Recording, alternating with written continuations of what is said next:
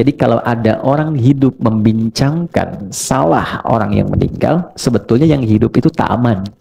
Karena yang masih punya potensi salah yang hidup. Yang meninggal sudah tidak ada. Nah, yang kesan yang bagus yang dibaca adalah cari potensi solehnya, lalu viralkan itu. Saat kita memviralkan kebaikan orang yang telah wafat, maka dari apa yang kita kerjakan dapat pahala, dari apa yang orang kerjakan dari kebaikan itu menjadi cahaya orang yang wafat di alam kuburnya.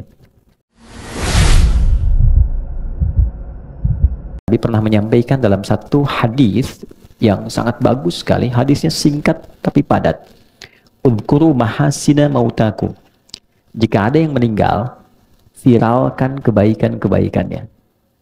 Jadi nggak ada manusia sempurna. Pasti semua orang pernah salah.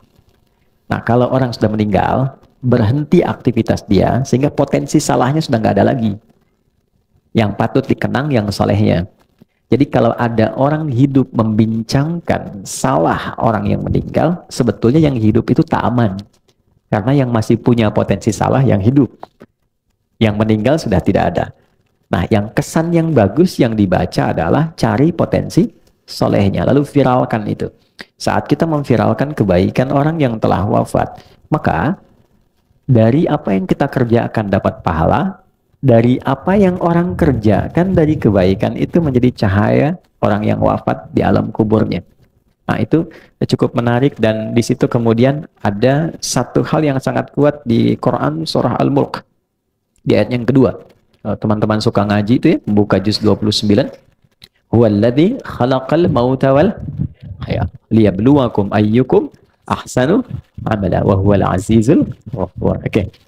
Huwallazi khalaqal mauta wal haya. Dialah Allah yang telah mencipta kematian dan kehidupan. Saya tanya sebentar dulu.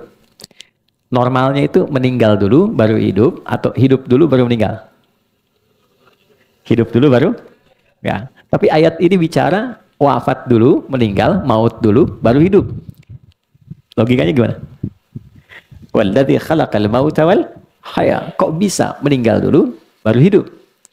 Nah, ini bacanya itu ada ilmunya, ada disiplin ilmunya, namanya ilmu balaghah.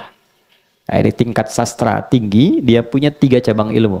Ilmu ma'ani untuk mengkaji kata, ilmu bayan untuk menyampaikan dengan jelas, ilmu badiah untuk menghiasi yang jelas supaya diterimanya nyaman. Memang jadi imam jelas, ngasih tahu sabnya supaya lurus rapi, tapi kalimatnya nggak enak. Rapetin, udah gede gini nggak tahu rapat. Jelas sih, cuman keterimanya nggak enak gitu ya. Maka dirubah dengan bentuk yang indah sehingga terasanya nyaman. Nah, dalam ilmu badi itu ada turunan di balaghah, di bayan, namanya taqdim wa ta'khir. Ada yang diawalkan, ada yang diakhirkan karena hikmah. Kenapa di sini kehidupan diakhirkan dan pakai alif hayat untuk menunjuk sifat manusia secara psikologis yang memang cenderung ingin hidup lebih panjang. Hampir tidak ada manusia yang ingin meninggal lebih cepat. Yang ingin meninggal hari ini boleh angkat tangan. Hampir nggak ada. Semua ingin hidup lebih panjang. Oke? Tapi saat manusia merasa bahwa saya ingin hidup lebih lama, dia tidak sadar boleh jadi maut bisa datang lebih cepat dari apa yang ia duga. Itulah sebabnya seringkali kita diingatkan, kalau sedang terfikir berbuat sesuatu yang tidak elok, tidak baik, maka rasakan saat itu maut datang menjemput. Oke? Nah, teman-teman influencer bikin misalnya satu konten yang nggak bagus lah. Ya, ketika buat itu rasakan bagaimana kalau sedang pengen ngupload meninggal. Ya kan? Pengen celah orang, rasakan ketika bikin status celah orang tuh wafat, terus diviralkan di akhirat. Si fulan meninggal ketika sedang bikin status celah orang. Kan nggak enak tuh. Gitu? Nah, itu kuat sekali.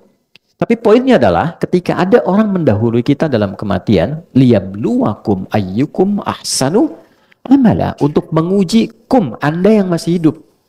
Jadi selalu menjadi cermin kesolehan yang wafat tuh, kata Al-Quran, jadikan cermin kesolehan untuk melihat, mengcompare pada diri kita, untuk meningkatkan kebaikan kita. Jangan-jangan dia pulang itu karena memang bekalnya sudah baik. Dia orang baik gitu. Mungkin dia nggak butuh tahajud lagi, dia nggak butuh menghafal Quran lagi. Oh, saya sekarang diberi kesempatan sampai ajal karena ada kebaikan yang bahkan belum bisa dibandingkan dengan persennya dia. Nah, Nah, cara melihatnya begitu. Jadi kalau ada orang meninggalkan kita, misal siapapun dia, coba lihat kebaikannya. Ya kan? Mungkin disajikan di hadapan kita karena ada keteladanan yang mungkin bisa kita tiru. Mengapa sih harus kita yang tahu? Mengapa harus kita yang dapat kabarnya? Bukan hanya doa kita yang diminta untuk mengalirkan, tapi boleh jadi ada satu hikmah yang bisa ditelusuri, yang dengan penelusuran itu menemukan informasi baru untuk kita teladani. Itu poin-poin penting, sehingga teman-teman biasanya, ini biasanya, kalau menjelang Ramadan, ya Rajab, Sya'ban, itu saya suka riset kecil-kecilan tuh, ada aja yang meninggal. Ada aja gitu. Ya, dan biasanya orang-orang baik. Nah, di situ selalu ada keistimewaan yang bisa kita gali.